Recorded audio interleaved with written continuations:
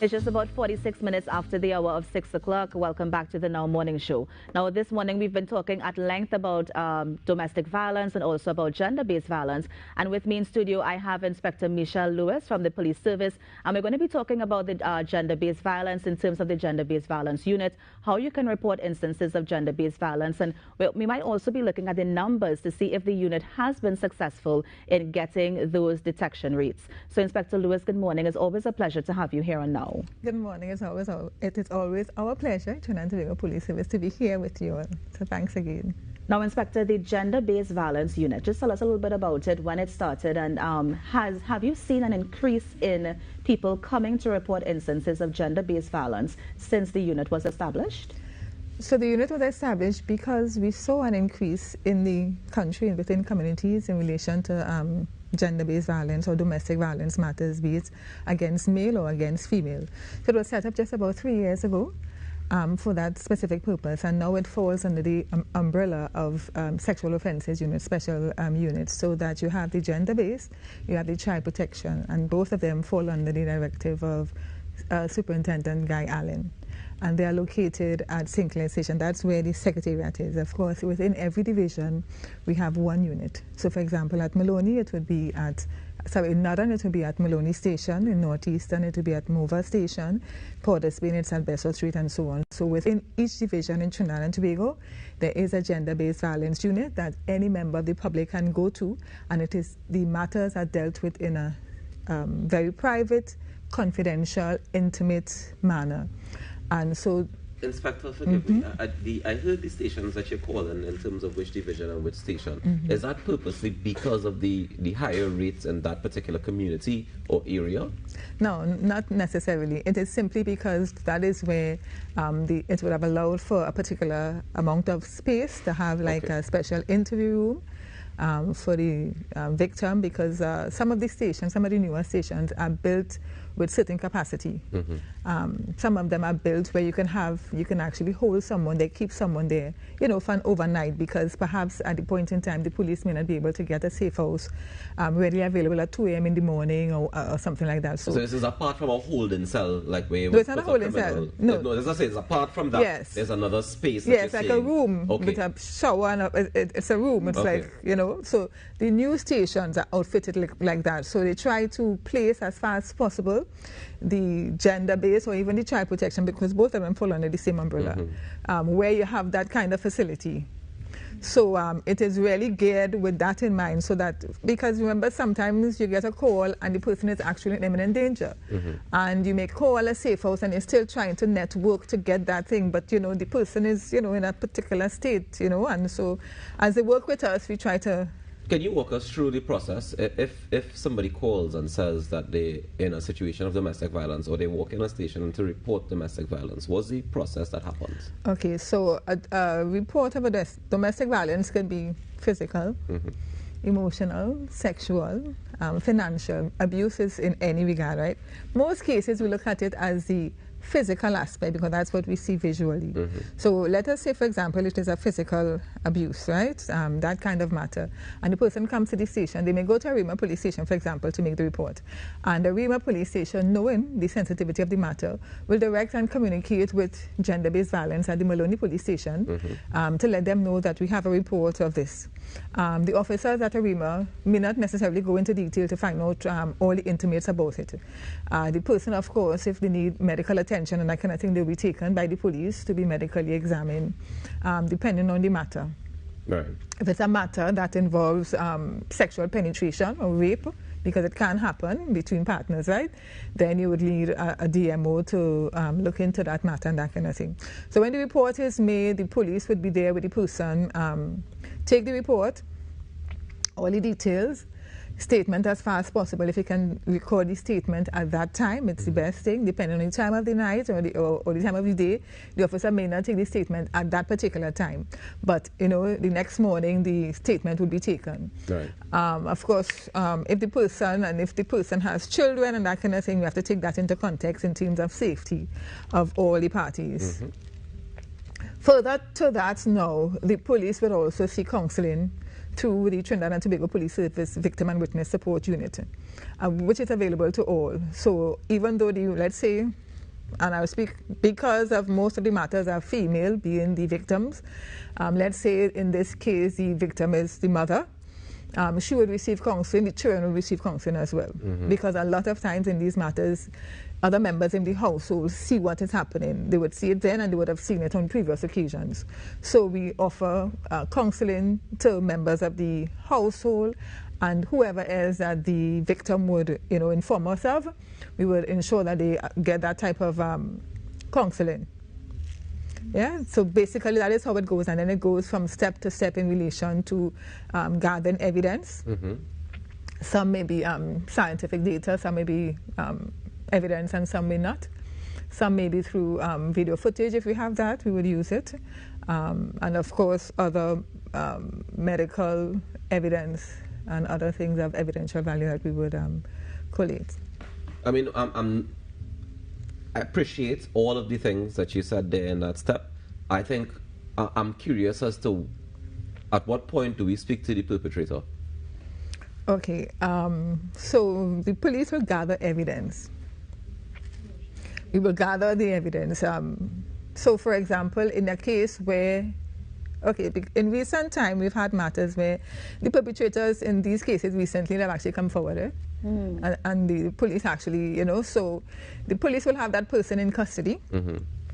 And so that's a team, that's one team, and then there's another team that is with the victim, getting the evidence out, because you have to have the evidence to be able to charge them, to charge a person. So you must gather that evidence, at least sufficient, because the matter could continue even with the initial, but you must get that level of evidence before you can even present anything to the alleged suspect or perpetrator. And do we have any support in place for, you said there's counseling for the victims, there's counseling for the family members.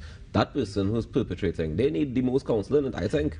Well, so the counseling, throughout the service there is counseling. Notwithstanding, for example, as we know, sometimes somebody goes before a magistrate, and the magistrate would actually direct the person to go to St. Anne's institution to get psychiatric evaluation. So that depending on what it is, there's counseling, and there is afforded to persons regardless of what side of the spectrum that you fall in relation to your mental ability. It doesn't take away from what is taking place. Everything would be taken in context.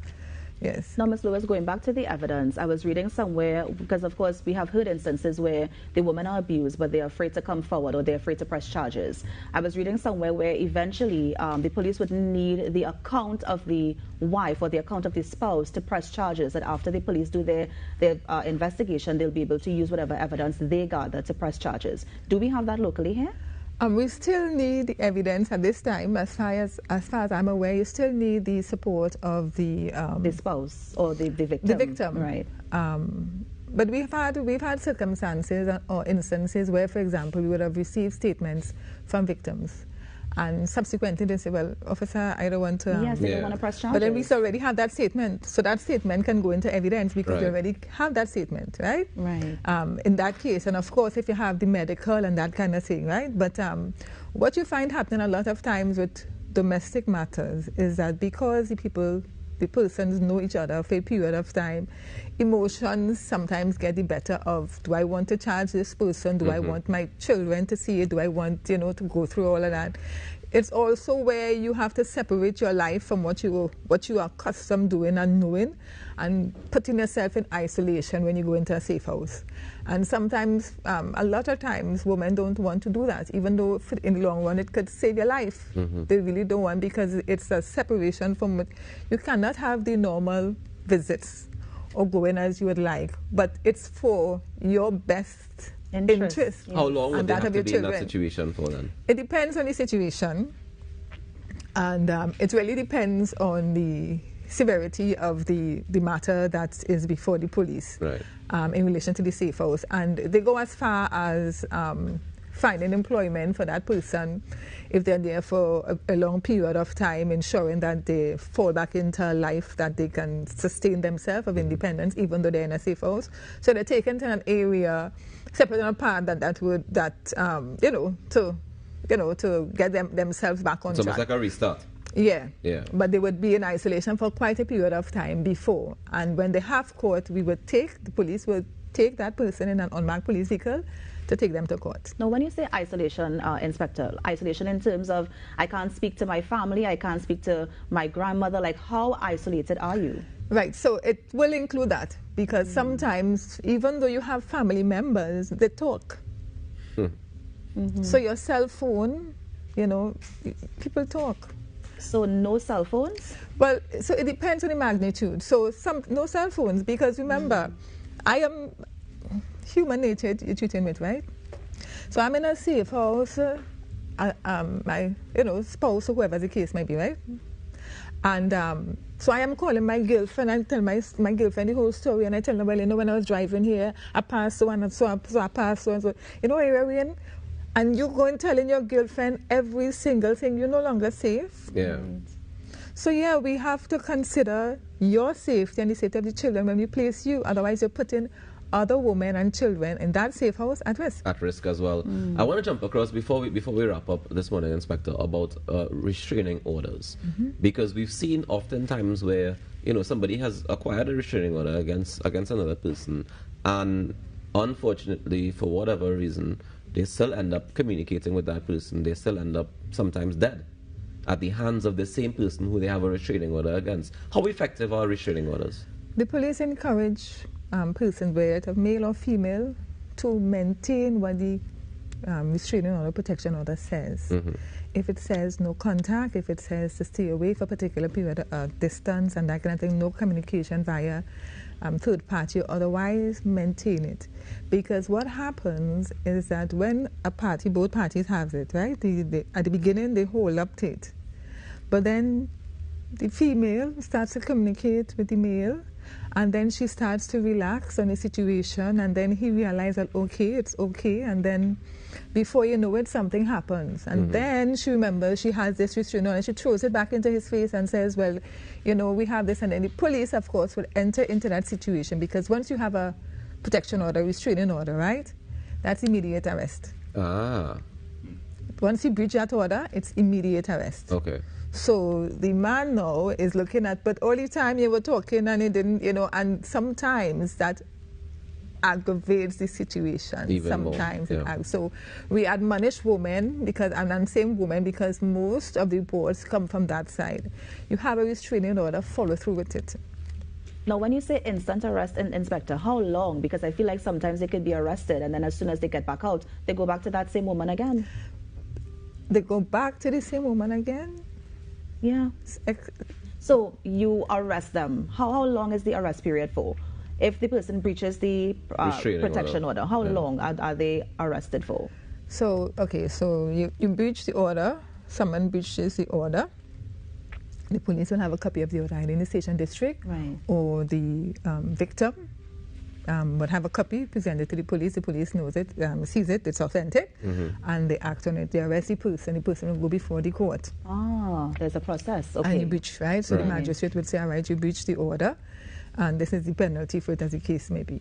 Right? What is the maximum penalty? Is it years? Is it months? How long? No, the court determines. It's not like years because it's a breach of the order. Right. So it's not like years. It's just for a short period of time, and then the person would return. But of course, if the person continues to breach the order, the magistrate will take that into consideration and impose something higher. But we always encourage the parties who have the protection order to maintain it. If you do your part and not encourage the other side, we will not. It will have less.